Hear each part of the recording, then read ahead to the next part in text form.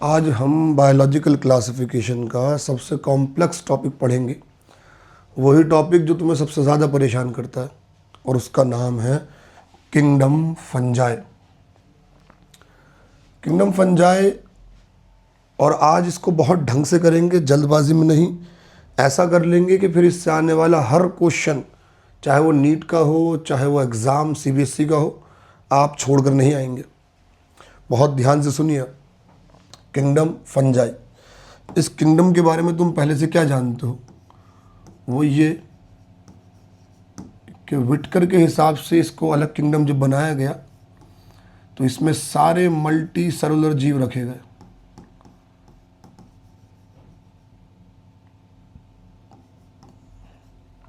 सिवाय एक के। और वो एक्सेप्शन क्या है? वो एक्सेप्शन है यीस्ट, सैक्रोमाइसिस। और इस पूरे किंगडम के अंदर सेल वॉल पाई जाएगी। और सेल वॉल किस चीज़ की पाई जाएगी? काइटिन की पाई जाएगी। और ये कॉस्मोपॉलिटन है। What is cosmopolitan? कहना जी, इनको पैदा होने के लिए ज़रा सी नमी और ज़रा सी गर्मी चाहिए। मतलब जो भी जगह वार्म होगी, थोड़ी सी भी ह्यूमिड होगी, वहाँ ये पैदा हो जाएंगे। तो फंजाई मल्टी सेलुलर है, यीस्ट को छोड़कर। सेल वॉल काइटिन की बनी हुई है, कॉस्मोपॉलिटन है। ये कुछ जनरल बातें और बेसिक बातें फंजाई के बारे में। अब आगे सुनिए, यही बातें यहाँ लिखी हुई हैं। यूनिक किंगडम है, हेटेरोट्रॉफिक ऑर्गेनिज्म है। मतलब और हेटेरोट्रॉफिक में भी क्या है ये? या तो पैरासाइट होंगे। अरे हेटेरोट्रॉफिक तो पता है ना, दूसरे जीवों पर डिपेंड है खाना खाने के लिए। या तो पैरासाइट होंगे या फिर सेप्रोफाइट होंगे। अब आप कहेंगे सर व्हाट इज पैरासाइट और व्हाट इज सेप्रोफाइट? भाई पैरासाइट जो दूसरे जीवों पर रहकर उससे न्यूट्रिशन ले, और सेप्रोफाइट जो मरे हुए जीवों को सड़ा गला कर खाए। ये कॉस्मोपॉलिटेंट है, वार्म और ह्यूमिड प्लेसेस पर मिलेंगे। चाहे ब्रेड को सड़ाना हो, चाहे शराब को बनाना हो, चाहे ऑरेंज को सड़ाना हो, या वो मशरूम जो हम खाते हैं, या वो टॉडस्टोल जो कि टॉक्सिक मशरूम है, जहरीला मशरूम, वो सब फंजाई में आता है। यही सरसों पर पैरासाइट है, मस्टर्ड पर। दोबारा सुनो मैंने क्या कहा। यही ब्रेड को सड़ाएगा भी, फंजाई की कैटेगरी। यही ब्रेड को बनाएगा भी फर्मेंटेशन करके। यही फंजाई अल्कोहल इथेनॉल बनवाता है। यही फंजाई मस्टर्ड पर पैरासाइट है। यही फंजाई खाया भी जाता है मशरूम की फॉर्म में। तो ये सारे फंजाई की जनरल बातें और उसके एग्जाम्पल है। अब इसी के अंदर एंटीबायोटिक बनाने वाला फंजाई भी आता है, मतलब पेनिसिलियम। दुनिया में पहली एंटीबायोटिक जो बनी थी पेनिसिलिन, वो फंजाई से बनी थी, पेनिसिलियम से। अब आगे सुनिए, ये बहुत इंपॉर्टेंट बात है। फंजाई की बॉडी कैसी होगी? तो आप कहेंगे फंजाई की बॉडी जो है वो थ्रेड लाइक है। कैसी है जी? Thread like. और याद रहे हैप्लॉइड है। ये बात दिमाग में बैठ गई तो बहुत सी बातें रिप्रोडक्शन में आसान हो जाएंगी फंजाई के। इसकी बॉडी थ्रेड लाइक है, ऐसे थ्रेड लाइक स्ट्रक्चर से बनी हुई है। और इस एक थ्रेड को मैंने नाम दे दिया हाइफे। और जब ऐसे बहुत सारे थ्रेड मिल गए फंजाई के, तो ये फंजाई की बॉडी बन गई, जिसका नाम है माइसीलियम। कंफ्यूज मत होना बिल्कुल भी, बस ध्यान से सुनते रहो। एक धागे का नाम हाइफे, लेकिन फंजाई एक धागा नहीं है। फंजाई की बॉडी ऐसे कई सारे धागों से मिलकर बनी है, और उस बॉडी को माइसीलियम बोला है। अब समझने वाली बात क्या है? वो ये है कि फंजाई की जो बॉडी है,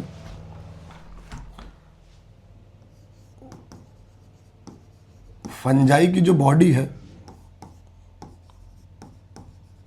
जो थ्रेड लाइक है, हाइफे। अब ये हाइफे दो तरह के मिल सकते हैं तुम्हें। एक हाइफे जिसके अंदर दीवारें होंगी बीच बीच में, और दीवार बायोलॉजी में कहीं भी हो उसको सेप्टा बोल देते हैं हम। अगर तुमने हार्ट पढ़ा हो तो दिल के अंदर भी जो दीवारें हैं उसे सेप्टा बोलते हैं, interventricular septum, inter atrial septum. तो फंजाई के हाइफे में जो दीवारें हैं उसको भी हमने सेप्टा बोल दिया। अब बीच में दीवारें हैं तो ऐसी बॉडी को, ऐसे हाइफे को हम बोलेंगे सेप्टेट। और क्योंकि हर दीवार के बीच में एक एक न्यूक्लियस आ गया तो इसको बोल दिया यूनी न्यूक्लिएटेड। और मान लो कुछ हाइफे ऐसे हैं जिनके बीच में कोई सेप्टा है ही नहीं, ऐसे न्यूक्लियस पूरे साइटोप्लाज्म में फैले हुए हैं, ऐसे हाइफे को मैं बोलूंगा एसेप्टेट, मतलब सेप्टा नहीं है। तो दो टाइप की बॉडी हो गई, एक सेप्टेट, एक एसेप्टेट। कुछ में दीवारें हैं, कुछ में बीच में दीवारें नहीं हैं। और जो भी एसेप्टेट होगा वो मल्टी न्यूक्लिएटेड होगा। तुम्हें साफ दिखाई दे रहा है, बहुत सारे न्यूक्लियस होगा, ये हर दीवार के बीच में एक न्यूक्लियस, हर सेप्टा के बीच में। और इसी कंडीशन को दूसरा नाम दिया जाता है सिनोसिटिक। तो यहां हमने ये सीख लिया कि यीस्ट को छोड़ के फंजाई धागे जैसे स्ट्रक्चर से बना हुआ है, और उस एक धागे को हाइफे बोला है, और बहुत सारे हाइफे मिल गए तो माइसीलियम बन गया।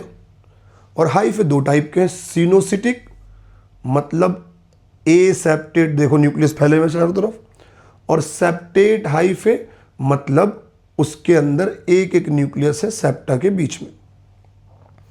तो ये तो फंजाई की बॉडी हो गई। फंजाई की बॉडी दोबारा सुन लो, थ्रेड लाइक स्ट्रक्चर से बनी हुई है, और मशरूम को तोड़कर देख लेना, उसमें बहुत सारे धागे धागे से निकलेंगे।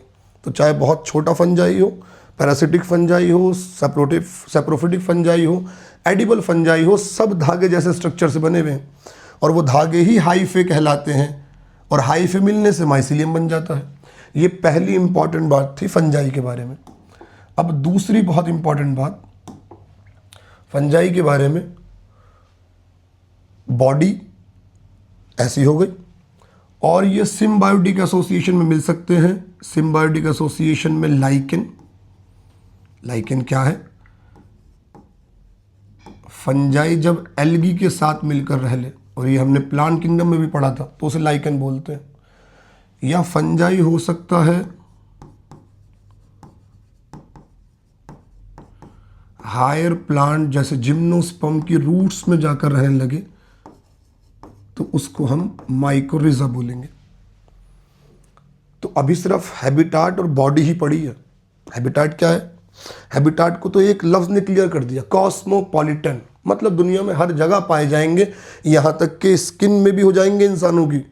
अरे रिंगवर्म फंजाई तो कराता है भाई। और सिम्बायोटिक एसोसिएशन में मिल सकते हैं, मतलब एल्गी के साथ या हायर प्लांट की रूट्स के साथ।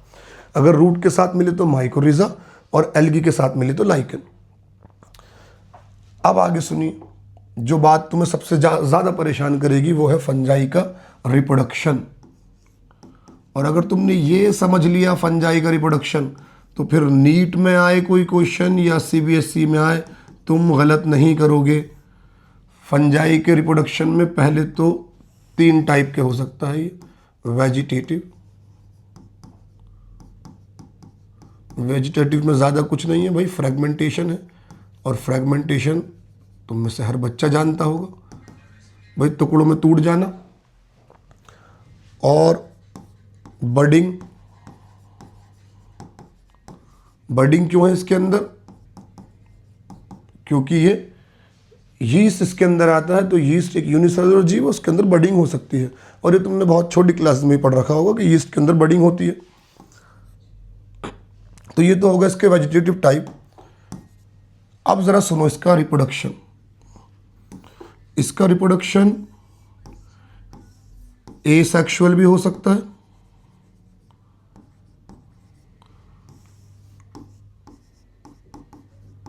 और सेक्सुअल भी हो सकता है।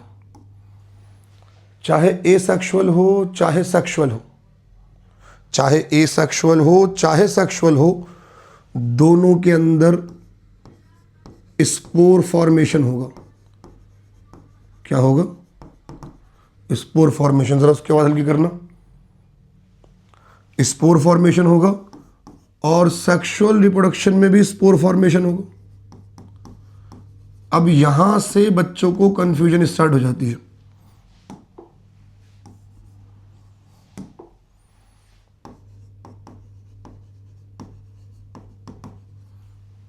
एसेक्सुअल रिप्रोडक्शन चाहे सेक्सुअल रिप्रोडक्शन, दोनों में स्पोर फॉर्मेशन होगा।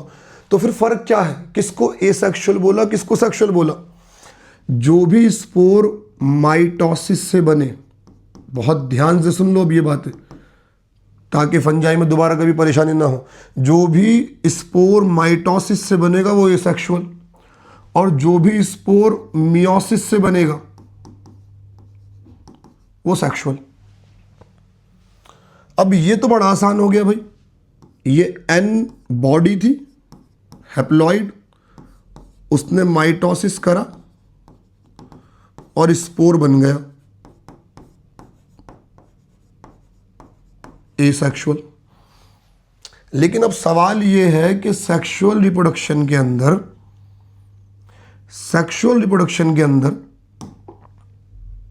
ध्यान से सुनिए, सेक्सुअल रिप्रोडक्शन के अंदर स्पोर बनाना है मियोसिस से।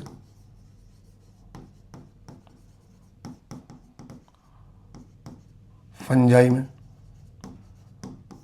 और बॉडी है हैप्लॉइड, बॉडी तो हैप्लॉइड है।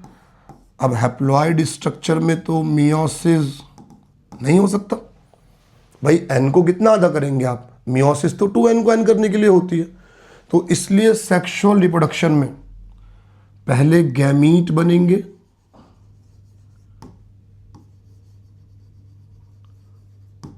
जो कि n होंगे, ये भी हैप्लॉइड होगा।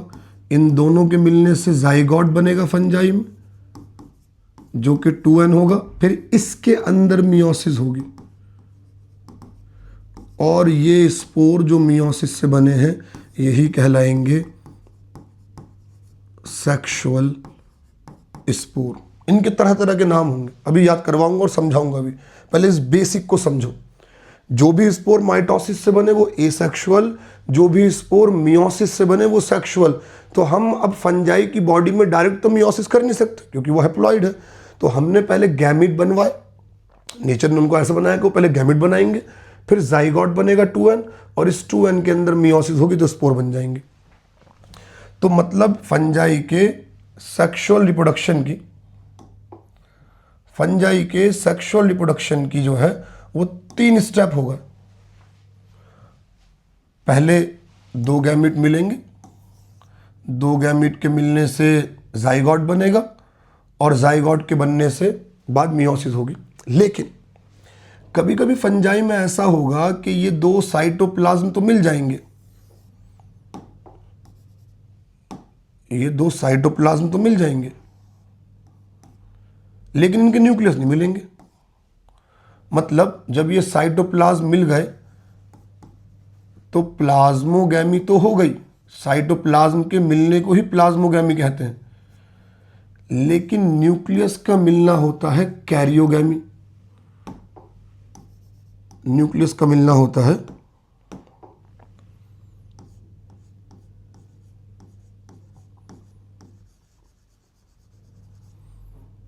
और ये नहीं हुई तो एक सेल के अंदर 2 न्यूक्लियस आ गए। इस फेज को बोला है डाइकैरियन फेज।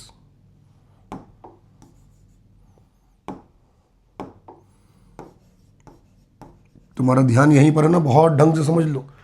आज सिर्फ फंजाई पढ़ेंगे, कोई ज्यादा बात नहीं कर रहा, बिल्कुल इसको ढंग से समझ लो। डाइकैरियन फेज मतलब न्यूक्लियस 2 आ गए एक सेल के अंदर, प्लाज्मोगैमी हो गई, कैरियोगैमी नहीं हुई, और ये डाइकैरियन फेज पाया जाएगा 2 कैटेगरी के अंदर फंजाई की। एक का नाम है एस्कोमाइसिटिस और एक का नाम है बेसिडियोमाइसिटिस। ये 2 कैटेगरी हैं। टोटल कितनी कैटेगरी है? 4, जिसमें से 2 में डाइकैरियन फेज पाया जाएगा। अगर तुम्हें फंजाई के रिप्रोडक्शन का ये बेस समझ में आ गया है तो अब इसको आगे पढ़ना बड़ा आसान है। ध्यान से बिठा लो अपने दिमाग में बिल्कुल ये बात कि फंजाई के अंदर रिप्रोडक्शन वेजिटेटिव है, बड़ा आसान है, फ्रेगमेंटेशन है, बडिंग है। सेक्सुअल और एसेक्सुअल में नाम तो बहुत सारे हैं स्पोर के, मगर जो स्पोर माइटोसिस से बने वो एसेक्सुअल, जो मियोसिस से बने वो सेक्सुअल। और उस मियोसिस करवाने के लिए हमें पहले गैमीट को मिलाना पड़ा, जाइगोट बना, उसमें मियोसिस हुआ, और कुछ देर के लिए कुछ फंजाई में ऐसी स्टेज आ गई जिसमें प्लाज्मोगैमी तो हो गई मगर कैरियोगैमी नहीं हुई। अब पहले फंजाई की चारों क्लास में तुम्हें बेस समझा दूं उसका, उसके बाद उसे आगे पढ़ते जाएंगे। बहुत ढंग से समझना जो मैं समझाने जा रहा हूं, बहुत ढंग से। फंजाई के रिप्रोडक्शन को पढ़ने के बाद और इसकी बॉडी को पढ़ने के बाद हमने फंजाई को 4 कैटेगरी में बांट दिया है। और वो 4 कैटेगरी कौन सी है? सबसे पहली है फाइकोमाइसिटिस, दूसरी है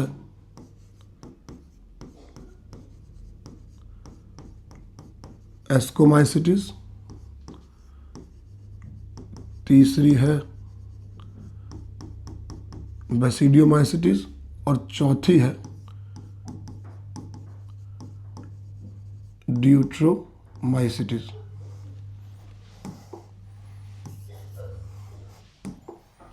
चौथी है ड्यूट्रोमाइसिटिस। अब जब 4 कैटेगरी बनाई तो सबसे पहला सवाल तो ये होगा कि भाई ये कैटेगरी किस आधार पे बना दी हमने? तो सिर्फ 2 बेस हैं इनको बांटने के। पहला, इसकी बॉडी कैसी है, दूसरा इसमें स्पोर कैसे बनेंगे, मतलब रिप्रोडक्शन कैसा होगा। और यही 2 चीजें अगर तुमने समझ ली तो फंजाई की सारी कैटेगरी बिल्कुल क्लियर।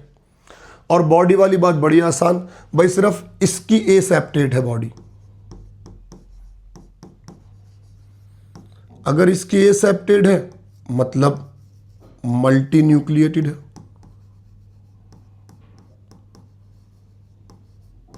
मतलब सीनोसिटिक है। इसकी भी सेप्टेट है, ब्रांच है, इसकी भी सेप्टेट है, और इसकी भी सेप्टेट है। यहां पे बॉडी वाली बात भी खत्म हो गई, मतलब याद करने की बात नहीं, बड़ी जल्दी आसानी से याद हो गया ये कि भाई सिर्फ फाइकोमाइसिटिस की एसेप्टेट है, बाकी तीनों की सेप्टेट है। मतलब अब फंजाई की चारों कैटेगरी को पढ़ना इतना आसान हो गया है कि उसमें सिर्फ एक चीज समझनी है हमें कि कौन सा स्पोर कैसे बना, और फंजाई खत्म। और ये नहीं कि जल्दी जल्दी खत्म हो गया, इससे क्वेश्चन नहीं होंगे, इसी में से अब सारे क्वेश्चन बनेंगे। तो जरा स्पोर को समझो पहले। फाइकोमाइसिटिस के अंदर asexual spore, asexual spore 2 type के, एक ज़ूस्पोर और एक ए प्लानोस्पोर। एक ज़ूस्पोर और एक ए प्लानोस्पोर। ज़ूस्पोर क्या फर्क है जब दोनों एसेक्सुअल हैं? तो ये मोटाइल है और ये नॉन मोटाइल। और फाइकोमाइसिटिस के सेक्सुअल स्पोर का नाम है ज़ाइगोस्पोर। अब सेक्सुअल स्पोर है तो गैमीट के मिलने से बनेगा। अच्छा, अब इसमें गैमीट मिलेंगे तो वो 3 हालतों में मिल सकते हैं, मतलब 3 तरीके का गैमीट फ्यूजन हो सकता है इसमें, आइसोगैमस, एनाइसोगैमस, ऊगैमस। और जिन बच्चों को इन तीनों लफ्जों का मतलब नहीं पता, जरा सुन लो ध्यान से। आइसोगैमस कहते हैं जब 2 सिमिलर साइज के गैमेट मिल जाएं तो आइसोगैमस। जब डिसिमिलर साइज मतलब एक छोटा गैमेट या बड़ा गैमेट हो, वो दोनों मिले तो एनाइसोगैमस। और एक क्लासिकल फिक्स कंडीशन, जब फीमेल गैमेट बहुत बड़ा हो और नॉन मोटाइल हो और मेल गैमेट बहुत छोटा हो और मोटाइल हो, उस कंडीशन को ऊगैमस कहते हैं। और उनके मिलने से जो स्पोर बनेगा वो ज़ाइगोस्पोर है। इस फाइकोमाइसिटिस के 3 एग्जाम्पल हैं। एल्ब्यूगो जो पैरासाइट है मस्टर्ड पर, सरसों पर, उसके बाद राइजोपस, एल्ब्यूगो, राइजोपस, और चौथा है म्यूकर। फाइकोमाइसिटिस खत्म। एसेक्सुअल स्पोर, ज़ूस्पोर, एप्लानोस्पोर, एक मोटाइल एक non motile. Sexual spore, zygospore, जो 3 एग्जाम्पल इसके। जाइगोस्पोर गैमीट के मिलने से बनेगा, आइसोगैमस, एनाइसोगैमस और oogamous, और ये ऑब्लिगेट पैरासाइट है। अब आप कहेंगे ऑब्लिगेट पैरासाइट का मतलब ये सिर्फ पैरासिटिक न्यूट्रिशन शो करेगा, दूसरे जीवों पर रहेगा। अब हम पढ़ने जा रहे हैं एस्कोमाइसिटिस, और एस्कोमाइसिटिस को पढ़ने से पहले कुछ बातें समझ लीजिए। मान लीजिए ये एस्कोमाइसिटिस को हमें पढ़ना है, तो ज़रा फंजाई की बॉडी को देखो। ये मैंने बना दिया हाइफे। ये बहुत सारे हाइफे मिले जो वर्टिकली ग्रो कर रहे हैं और माइसीलियम बना रहे हैं। अब इस फंजाई को अगर फ्रूटिंग बॉडी बनानी है, व्हाट इज फ्रूटिंग बॉडी? भाई अगर इनको स्पोर बनाने हैं तो वो एक ऐसे स्ट्रक्चर पे आएंगे जो ऐसे वर्टिकली ग्रो कर गया। ये बस इसको मैं फ्रूटिंग बॉडी बोलूंगा, और इसके ऊपर स्पोर्स आएंगे।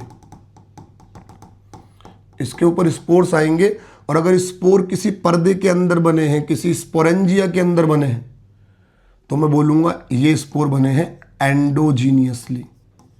कैसे बने हैं? एंडोजीनियसली। और अगर यही हाइफे हों ऐसे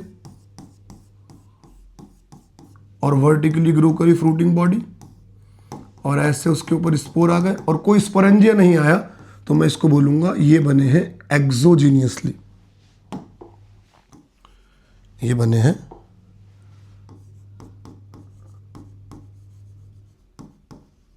एक्सोजीनियसली। तो बस हमें ये 3 नाम याद करने पड़ेंगे हर कैटेगरी में। अगर ये 3 है तो, वरना ये 2, जैसे फ्रूटिंग बॉडी का एक नाम होगा, एक स्पोर का नाम होगा, एक स्पोरेंजिया का नाम होगा। अगर एंडोजीनियसली बने हैं तो यहाँ पर एक फ्रूटिंग बॉडी का नाम होगा, एक स्पोर का नाम होगा, और एक्सोजीनियसली बने हैं तो स्पोरेंजिया का नाम नहीं होगा। अब वापिस आओ सर। तो एस्कोमाइसिटिस के एसेक्सुअल स्पोर का नाम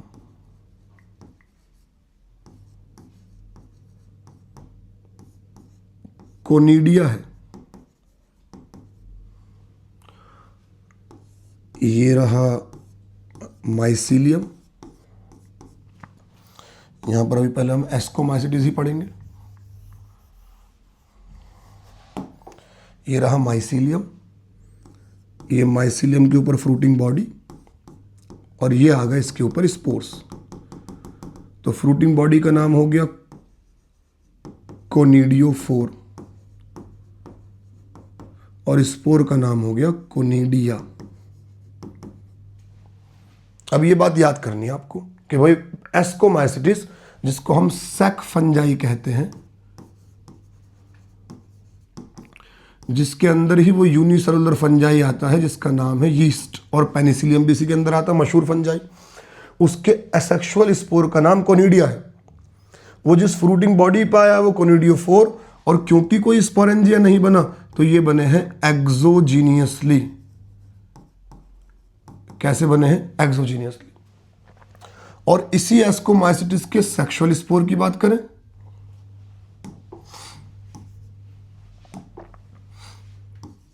इसी एस्कोमाइसिटिस के अगर हम सेक्सुअल स्पोर की बात करें, तो सेक्सुअल स्पोर, ये फिर से माइसीलियम बना दिया मैंने। ये फ्रूटिंग बॉडी, और ये आ गए उसके ऊपर स्पोर्स। अब ये बने हैं कि स्पोरेंजिया के अंदर, तो 3 नाम याद करने पड़ेंगे आपको। स्पोर का नाम हो गया एस्कोस्पोर, बड़ा आसान हो गया। एस्कोमाइसिटिस के सेक्सुअल स्पोर एस्कोस्पोर। जिस स्पोरेंजिया के अंदर बना है उसका नाम एस्कस, और ये हो गया एस्कोकार्प। यहां 3 नाम। अब बताओ ये कैसे बना? एक्सो या एंडो? स्पोरेंजिया बना है तो हम ऐसे स्पोर को बोलेंगे endogenously.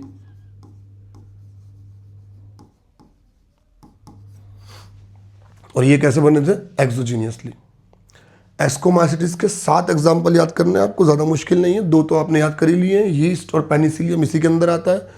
3 Neurospora Claviceps Mucor, Neurospora Claviceps Aspergillus, और 2 एडिबल फंजाई जो इसके अंदर आते हैं उनका नाम है मॉरल ट्रफस। मैं फिर रिपीट कर देता हूँ, 7 एग्जाम्पल एस्कोमाइसिटिस के, फंजाई के एस्कोमाइसिटिस के 7 example, yeast, Penicillium, Neurospora, Claviceps, Aspergillus और 2 खाने वाले मॉरल और ट्रफस।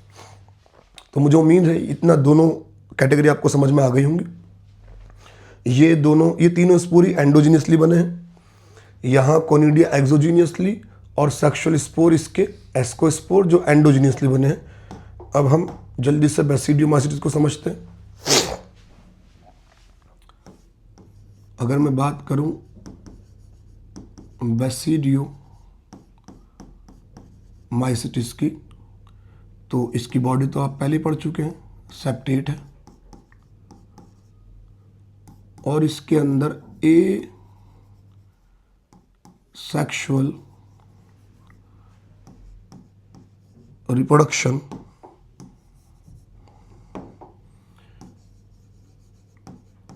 सेक्सुअल रिप्रोडक्शन होता ही नहीं, उसके नाम याद करने से बच गए आप, और सेक्सुअल ऑर्गन भी नहीं होते।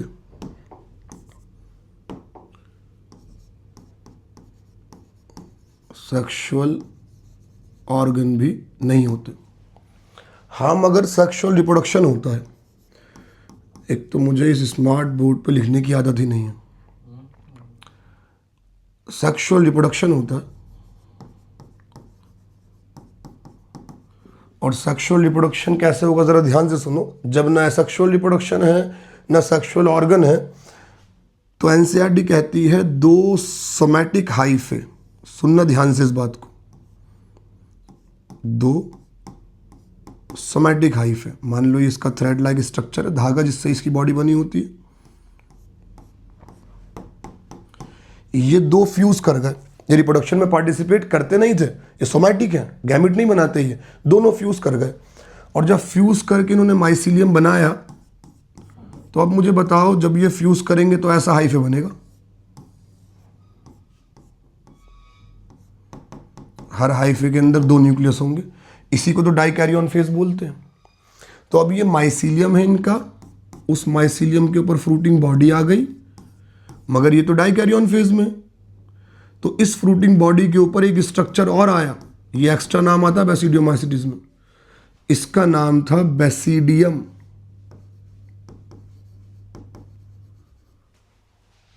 क्यों आया है ये? क्योंकि ये जो फ्रूटिंग बॉडी है इसका नाम है बेसिडियोकार्प,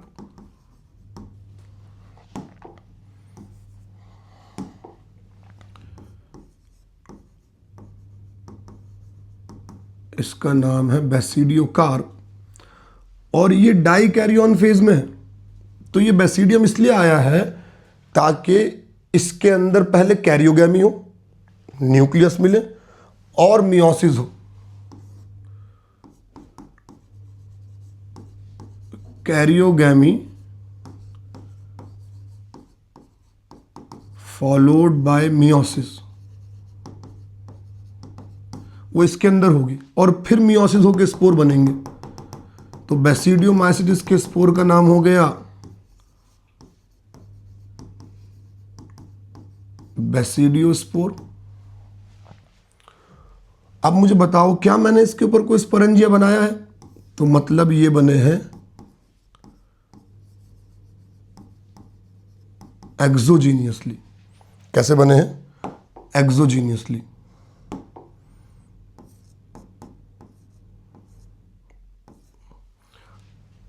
इसके 3 एग्जाम्पल हैं सिर्फ, पक्सीनिया, ओस्टेलिगो और एगैरिकस। एगैरिकस जरूरी एग्जाम्पल है इसका।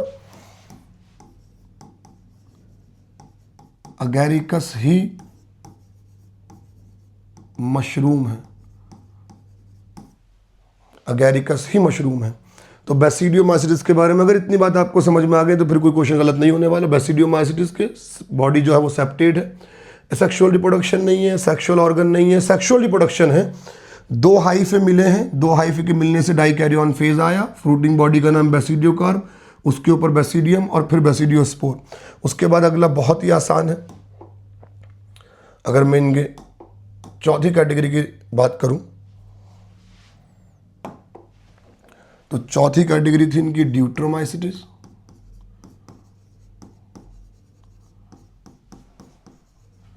और ड्यूट्रोमाइसिटिस के अंदर सेक्सुअल रिप्रोडक्शन ही नहीं है। इससे पहले वालों में सेक्सुअल रिप्रोडक्शन हुआ था, याद रहे, ऑर्गन नहीं थे, इनमें सेक्सुअल रिप्रोडक्शन ही नहीं है। और इसी वजह से इनको बोलते हैं इम्परफेक्ट फंजाई। क्या बोलते हैं इनको? इम्परफेक्ट फंजाई, क्योंकि इनके अंदर सेक्सुअल रिप्रोडक्शन ही नहीं है। हाँ, इनके अंदर सेक्सुअल रिप्रोडक्शन होगा, एसेक्सुअल स्पोर बनेंगे और उनका नाम है कोनिडिया। और तुम्हें अगर एक्सोरेंडो में परेशानी हो तो याद कर लो, फाइको के सारे और एस्को के सेक्सुअल, फाइको के सारे स्पोर और एस्को के सेक्सुअल स्पोर एंडोजीनियसली बने हैं, बाकी सब एक्सोजीनियसली। मैं फिर रिपीट कर रहा हूं, फाइको के सारे, एस्को के सेक्सुअल, ये एंडोजीनियसली हैं, बाकी सारे स्पोर एक्सोजीनियसली हैं। ड्यूट्रोमाइसिटिस के 3 एग्जाम्पल हैं, अल्टरनेरिया, ट्राइकोडर्मा, वही ट्राइकोडर्मा जो 12th में ट्राइकोडर्मा पॉलिस्फोरम साइक्लोस्पोरिन ए बनाता है, इम्यूनोसप्रेसिव एजेंट। तो इसके 3 एग्जाम्पल है, कॉलेडोट्राइकम, ट्राइकोडर्मा और अल्टरनेरिया। तो यहाँ हम फंजाई की कुछ कैटेगरी पढ़ लेते हैं। बेसिडियोमाइसिटिस में डाइकैरियन स्टेज आ गई है। फ्रूटिंग बॉडी जिसके अंदर डिवीजन होगी, फॉर्मेशन ऑफ स्पोर होगा। 4 क्लासेस बनाई हमने, फाइकोमाइसिटिस, एस्कोमाइसिटिस, बेसिडियो, ड्यूट्रो। उसके बाद फाइकोमाइसिटिस जो है वो एसेप्टेट है, फाइकोमाइसिटिस एसेप्टेट है। एग्जाम्पल ये लिखे हुए इसके, म्यूकर, राइजोपस और एल्ब्यूगो जो मस्टर्ड पैरासाइट है। जल्दी जल्दी रिवाइज करेंगे इसको हम, तो ध्यान से सुनिए। उसके बाद एसेक्सुअल रिप्रोडक्शन जो है फाइकोमाइसिटिस का, उसमें ज़ूस्पोर बनेंगे और ज़ूस्पोर के साथ साथ ए प्लेनोस्पोर बनेंगे। ये मोटाइल है और ये नॉन मोटाइल है। और जाइगोस्पोर बनेंगे आइसोगैमस, एनाइसोगैमस और ऊगैमस, यानी कि सिमिलर साइज के गैमिट, डिसिमिलर साइज के गैमिट। इसमें फीमेल गैमिट बड़ा और मेल गैमिट छोटा, इनके मिलने से। ये सारी चीज़ें पढ़ चुके हम, जल्दी से सुनते जाओ आगे। उसके बाद एस्कोमाइसिटिस सेक फंजाई है। सेक फंजाई के अंदर यीस्ट भी आएगा जिसको सैक्रोमाइसिस कहते हैं, और मल्टी सेलुलर पेनिसिलियम भी इसी के अंदर आता है। ये ब्रांच और सेप्टेट होंगे, डिकम्पोजर है, पैरासिटिक है, कॉप्रोफिलस है, मतलब डंग पर ग्रो करेंगे। अरे गोबर खाएंगे भाई, गोबर पे। उसके साथ साथ इनके सेक्सुअल रिप्रोडक्शन में कोनिडिया बनेगा। माइसिलियम का नाम जिस फ्रूटिंग बॉडी पे बनेगा वो कोनिडियोफोर है, और ये एक्सोजीनियसली बनेगा। एस्कोस्पोर बनेंगे एस्कस के अंदर, एस्कस इसके स्पोरेंजिया का नाम है। अरे जो बनाया था मैंने अभी भाई, मान लो ये माइसिलियम है, ये फ्रूटिंग बॉडी है, इसके ऊपर स्पोर्स आ गए और ये हो गया एस्कस, और फ्रूटिंग बॉडी का नाम हो गया एस्कोकार्प। इन्हीं नामों में तुम कंफ्यूज रहते हो ना, तीनों नाम अलग हो गए, एस्कोस्पोर, एस्कस, एस्कोकार्प। फिर आगे बात करें तो इसके 3 एग्जाम्पल ये रहे, एस्परजिलस, क्लेविसस, न्यूरोस्पोर और 2 खाने वाले मोरोलोट्रफल्स। उसके बाद बेसिडियोमाइसिटिस के अंदर मशरूम आता है, ब्रैकेट फंजाई, पफ बॉल, जिसे हम पक्सीनिया और अभी उस्टेलिगो बोल रहे थे। यही रस्ट करवाता है, ये स्मट करवाता है, और ब्रांच और सेप्टेट होगा। अब सुनो, इसके अंदर वेजिटेटिव रिप्रोडक्शन होगा फ्रेगमेंटेशन से। सेक्स ऑर्गन एब्सेंट है, प्लाज्मोगैमी होगी और डाइकैरियोटिक फेज आ जाएगा। उसके बाद बेसिडियम बनेगा, और बेसिडियम के अंदर मियोसिस होगी कैरियोगैमी के बाद, जिससे 4 बेसिडियोस्पोर बनेंगे एक्सोजीनियसली। ये पॉइंट याद रखना है आपको। और फ्रूटिंग बॉडी का नाम बेसिडियोकार्प हो गया। अरे मैंने बनाया था ना अभी, ये माइसिलियम, ये फ्रूटिंग बॉडी हो गई बेसिडियोकार्प। इसके ऊपर आया बेसिडियम, मियोसिस और कैरियोगैमी करने के लिए, इसके ऊपर बेसिडियोस्पोर, बेसिडियोस्पोर, बेसिडियम, बेसिडियोकार्प। याद कर लो इसे, बेसिडियोस्पोर, बेसिडियम, बेसिडियोकार्प, एक्सोजीनियसली बने हैं। 3 एग्जाम्पल, एगेरिकस, उस्टेलिगो, पक्सीनिया। उसके बाद ड्यूट्रोमाइसिटिस बेचारे इम्परफेक्ट हैं, ये तो इनके अंदर सेक्सुअल रिप्रोडक्शन ही गायब है। हाँ, मगर जब हमें इनके सेक्सुअल रिप्रोडक्शन के बारे में पता चलेगा तो हो सकता है इसको किसी कैटेगरी में डाल दे हम अलग। एसेक्सुअल रिप्रोडक्शन होगा जिसमें स्पोर बनेंगे कोनिडिया, ये भी सेप्रोफाइट और पैरासिटिक है, और डिकम्पोजर है लिटर के। लिटर अरे फीकल मैटर के साथ जो मिट्टी वगैरह होगी वो सब उसको डिकम्पोज करेंगे। ये 3 एग्जाम्पल है, अल्टरनेरिया, कोलेडोट्राइकम और ट्राइकोडर्मा। मुझे उम्मीद है आपको फंजाई बहुत ढंग से समझ में आ गया होगा। बस इसमें स्पोर और बॉडी को समझ लीजिए और फंजाई पूरा क्लियर हो जाएगा। और इसी तरीके की और वीडियोस देखने के लिए इस चैनल पर आते रहिए। फंजाई ख़त्म हुआ।